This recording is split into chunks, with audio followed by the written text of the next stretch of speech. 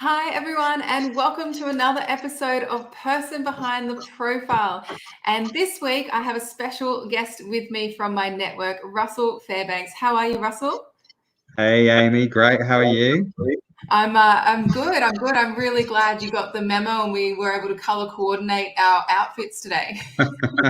Well, particularly given that you're in lockdown, I thought you might be in your PJs or your onesie. Yep. I mean, look, it's you wouldn't put it past me. In lockdown, I'm probably going to say a few loopy things tonight because we've hit that point in lockdown where going a little bit loopy. So it's actually really nice to have some human connection and human interaction with you, which is awesome. Well, whilst I can get out and about, I feel your pain. Our lockdowns in Brisbane, where I'm based, have been very short, but I empathise fully with your situation. Yeah, absolutely. And for anyone that's joining us as well, I would love to hear where you're from, where you're coming in from. If you are in lockdown, let me know that as well. It will make me feel like I'm not alone. And let me know which country you're coming in from as well, which is awesome. If you're catching the replay to this too, pop a 2 in the comments so I know that you're on the replay as well. So Russell, I wanted to bring you on tonight because I know in the past, we've had quite a few different discussions around the future of work.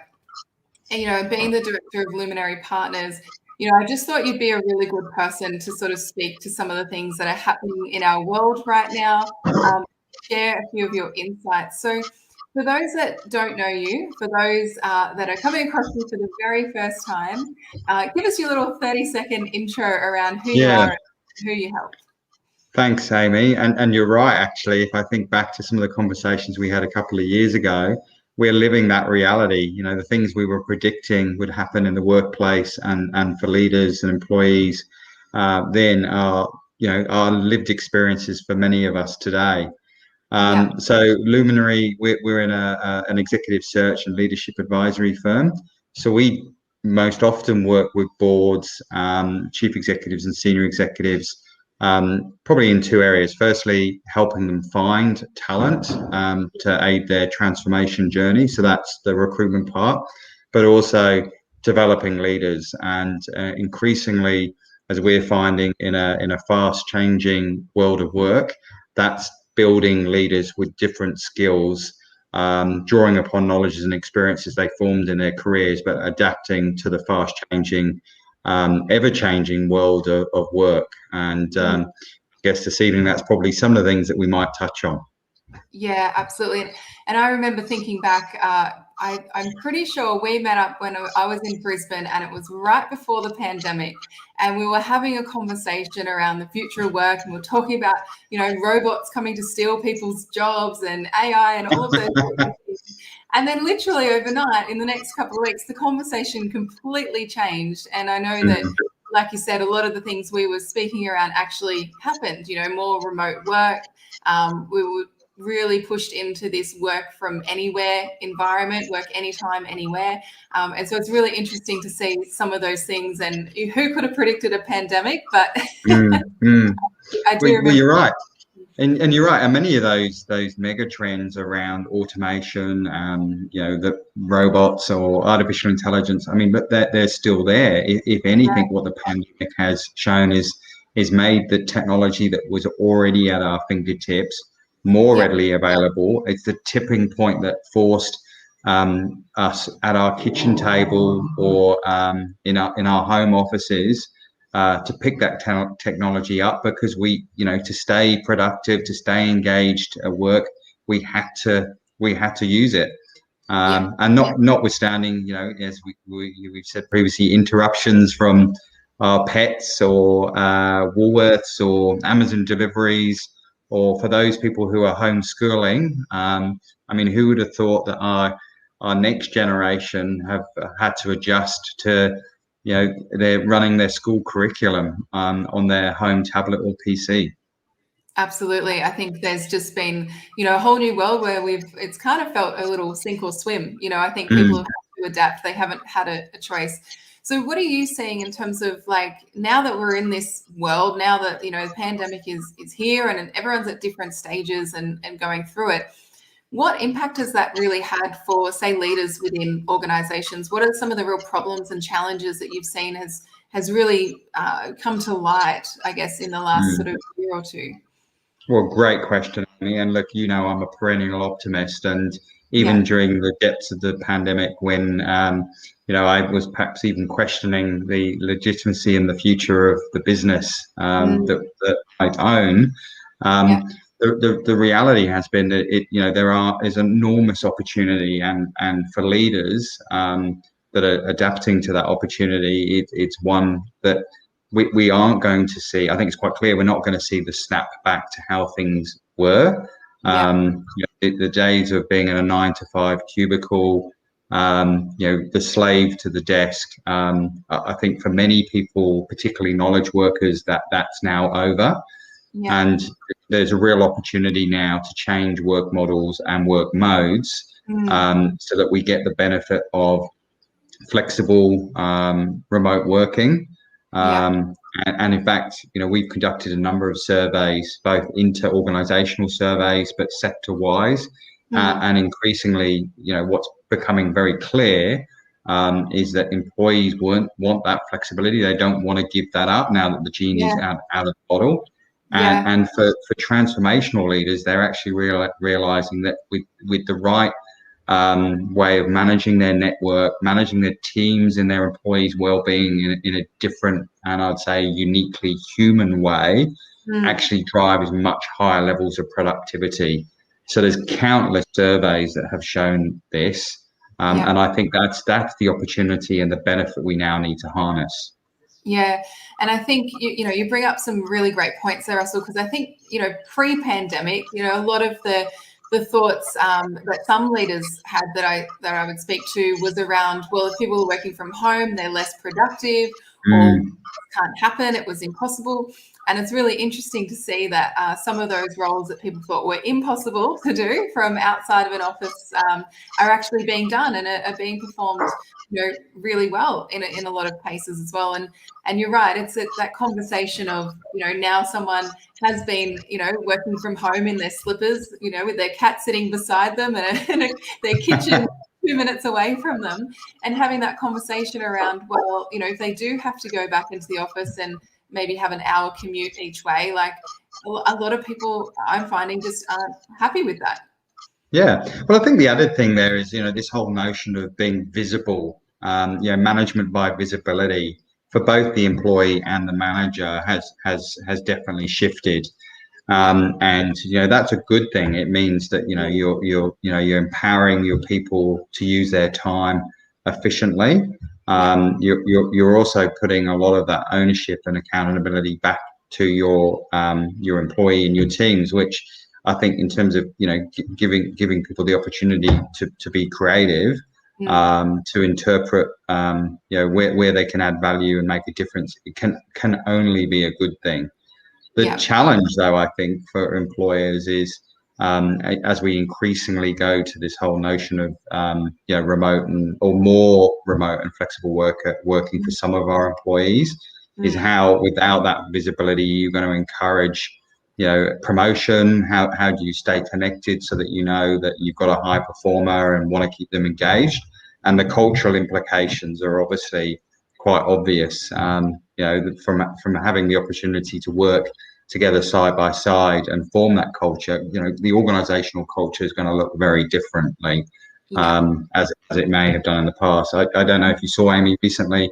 I think yesterday, Canva, an Australian organization, published results that said that they're post pandemic they're only going to require their employees to come to the office 8 times a year. So they're already signaling and saying that talent is borderless, and that their leaders and their teams are going to collaborate and work together in different ways than they have done pre-pandemic. Yeah, I did see that article, and that was a really great, I guess, sort of example of how people are sort of blending the two and sort of giving people, I think it's more around the choice, it's not like one's bad or one's great. It's kind of like allowing what works for that organization and giving people the choice really around, if you want to come to the office, then yes, we have those options available. But if you don't want to come to the office, it's no obligation. and really sort of baking in some of those cultural elements. Like you said, there's people having, work Zoom parties now and everything as well. I'd love to hear from the people that are tuning in as well. I know we've got Mary here, we've got May, we've got Mohammed as well. What's one thing or what's one big sort of challenge that you guys have faced as employees or maybe as business owners or leaders throughout this pandemic, throughout these last couple of years as well? And what's been something positive from it and what's been something that, is sort of put a bit of a spanner in the works perhaps? I'd love to hear people's experience from that as well. And now Mohammed's brought up a really good point around networking too. And I think this is your point too, Russell, around that connection and building that human connection when we physically can't be around each other, not in an office. And it also works for networking events, if you're physically at events and you're meeting people that way. I know for a lot of the people that I work with, they've had to really transition to an online way of networking, an online way of building their business. So what have you found in terms of networking and the effect that that's had for organizations as well? Well, thank you. Firstly, Mohammed, that's a great point and a good question. And look, I've benefited from that. I can give some really, recent examples where I've been able to connect and access people's time, talent, and experience in other states and in other countries where I wouldn't have done that before. I recently attended a webinar presentation, which I was invited to. And then through that was able to meet with a couple of people, one in Sydney, one in the US, in fact. And I thought about it afterwards. Well, that actually would never have happened, where most of my interactions were confined to local coffee shops and offices in my area. So the network and the value creation has gone global. And for those of us that can harness that and are effective networkers in our village, so to speak, the opportunity now is to be much more strategic with how you do that. And there are some really useful platforms. LinkedIn is obviously the most obvious.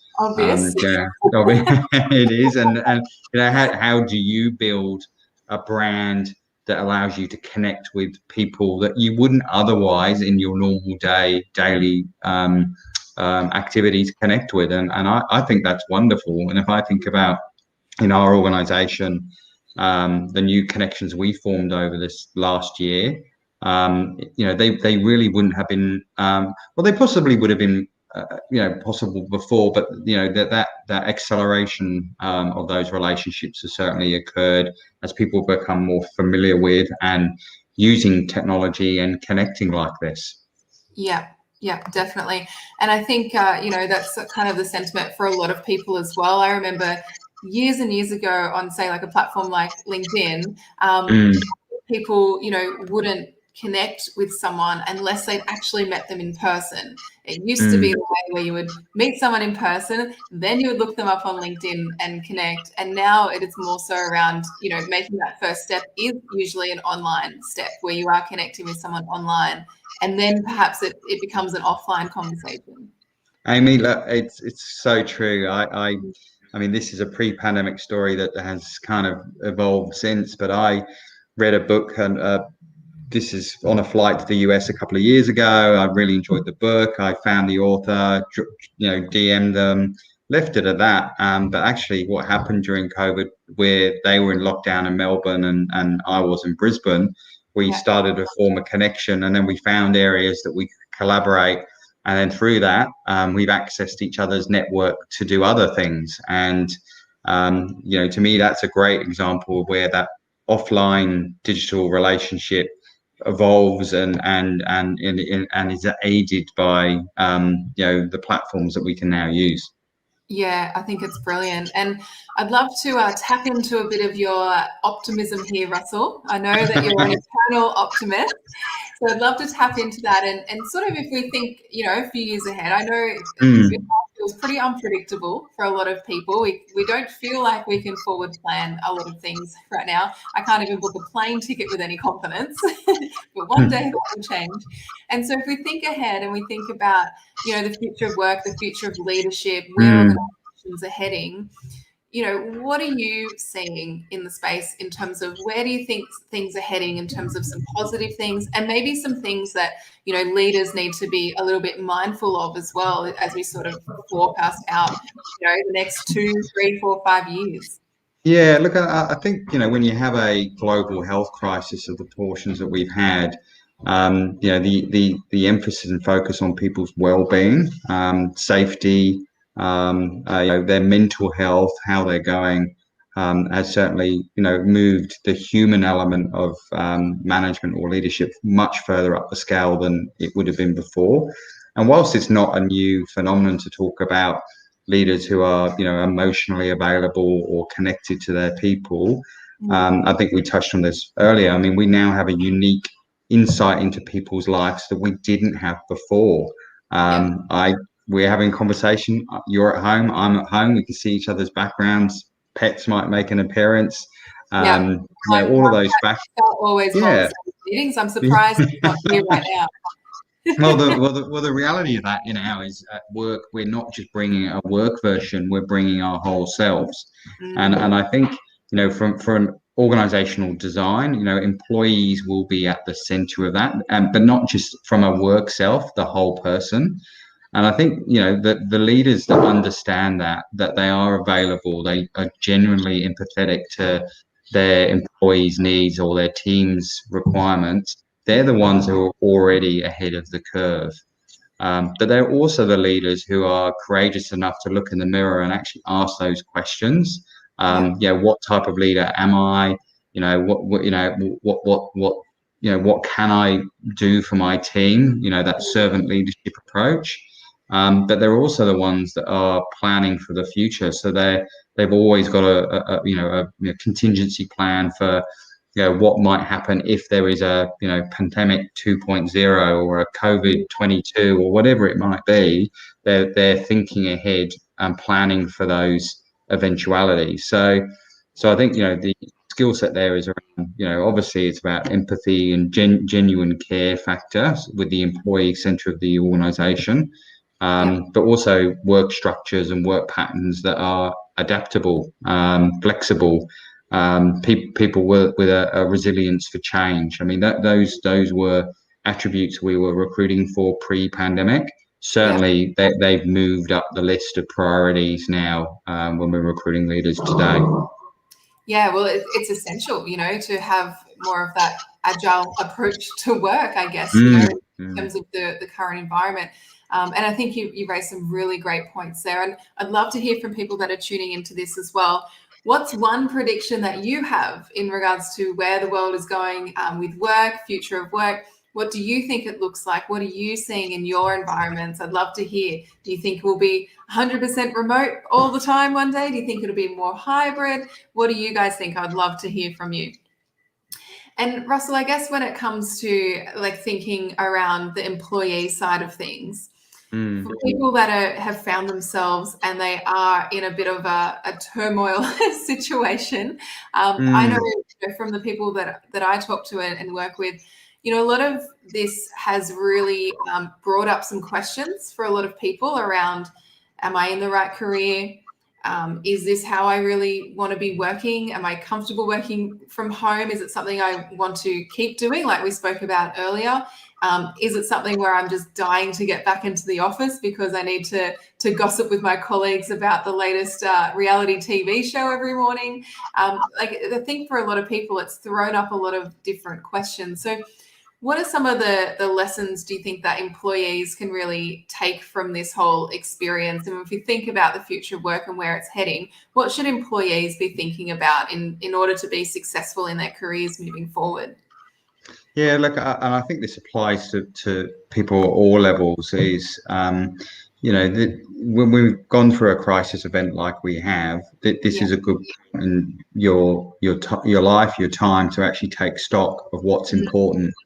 And I think for a great many of us, those human connections, be it our family or absence of being able to meet our family, the value we place in our friendships has certainly come to the fore, as it does for organizations that we want to work for and teams we want to be part of.